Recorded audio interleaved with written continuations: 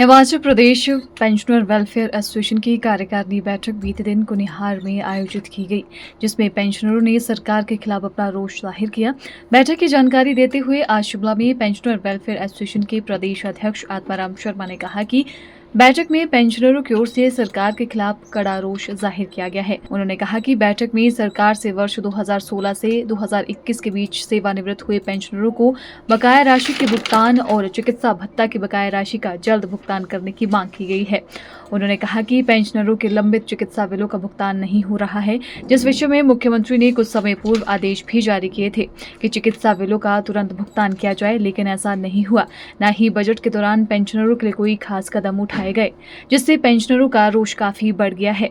पिछले कल हमारी कुनिहार में जो है पेंशनर वेलफेयर एसोसिएशन की एग्जीक्यूटिव की एक मीटिंग हुई।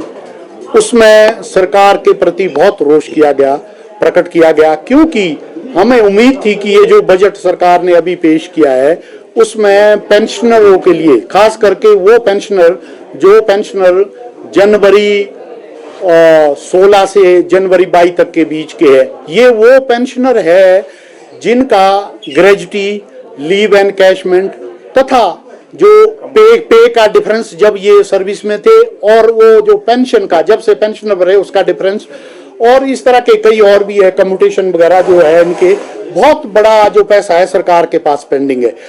आमतौर पर ऐसे होता था, जो भी सरकार होती थी, जब भी जो पे कमीशन की रिपोर्ट आती थी तो वो दे देती थी। पिछली बार भी एक बार धूमल जी के टाइम में शायद 2 या 3 किस्तों में हमारे को पूरा मिल गया है। पर अब खास करके वो पेंशनर जो 2016 और 22 के बीच के, ये तकरीबन 43,000 के करीब है। इनका बहुत सारा पैसा है। कई तो ऐसे हैं जिनके 10-10, 15-15 लाख है, और कईयों के ज्यादा भी होंगे जो बड़े अफसर है। चलो हम उनकी बात नहीं करते, खास करके जो स्टेट के बड़े अफसर भी होंगे, जिसमें आपको कह सकते हैं कि ये कोई चीफ इंजीनियर्स वगैरह है, इंजीनियर्स है, टॉप के डॉक्टर्स है, ये कोई डिप्टी डायरेक्टर्स वगैरह है, तो बहुत पैसा होगा इनका तो 15-20 लाख से ज्यादा होगा जो इस बीच रिटायर हुए। पर जो आम पेंशनर है उनका 5-7 लाख से लेकर 10-12 लाख तक पड़ा है। तो पेंशन में बहुत रोष है कि बजट में इसके लिए स्पेसिफिकली अलग नहीं बोला गया। हम ये भी जानते हैं कि बजट प्लान और नॉन प्लान होता है। नॉन प्लान बजट में सैलरी और ये पेंशनर है, ये सारा इकट्ठा होता है जो भी इसमें होगा। पर एक बजट में सिर्फ एक घोषणा अलग से की गई थी कि 3% आपको डीए मिलेगा, और उसके लिए शायद 425 करोड़ के करीब जो इन्होंने रखा भी था अलग से। पर वो 3% भी जो डीए वो 20 से किस्त डी है, उससे पहले 4% की 2 डी थी, 3% उसके बाद थी। तो इसमें भी पेंशनों में बड़ी निराशा है कि ये 20 से उठा के क्यों दे दिया, अगर देनी थी 4% की देनी थी।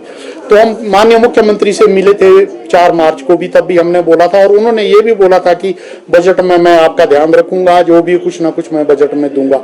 अब बजट से अभी तक नोटिफिकेशन तो कोई हुई नहीं। अब खास करके ये डीए की बात तो सामने आई थी, क्योंकि वो बजट स्पीच में ये क्लियर था।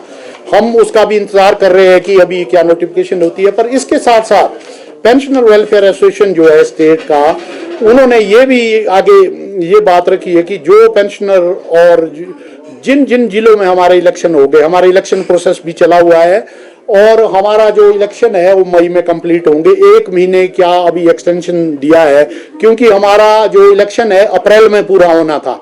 अभी टेन्योर हमारा भी 27 मार्च को हुआ है। हम बिल्कुल विद इन जो है टाइम में इलेक्शन कराना चाहते हैं। उसमें प्रोविजन है कि विद इन 3 मंथ्स आप कर सकते हैं, और 3 महीने की आपको एग्जीक्यूटिव चाहे तो एक्सटेंशन मिल चुकी है। तो अभी हमने ये किया कि हम अप्रैल में, क्योंकि किन्नौर में, लाहौल स्पीति में वो बर्फ के कारण, और वो ब्लॉक भी दूर दूर के, और वहाँ जिला के इलेक्शन नहीं हुए, और 5-4-5-6 जिला के, बिलासपुर में इलेक्शन अभी होने वाले हैं, और हमीरपुर में, शिमला में ये इलेक्शन नहीं हुए। तो इसलिए हमने ये भी उसमें डिसाइड किया कि हम जो इलेक्शन होगा हमारा अगला जो है अप्रैल में हो जाएगा। Bureau report, channel 9, Shimla.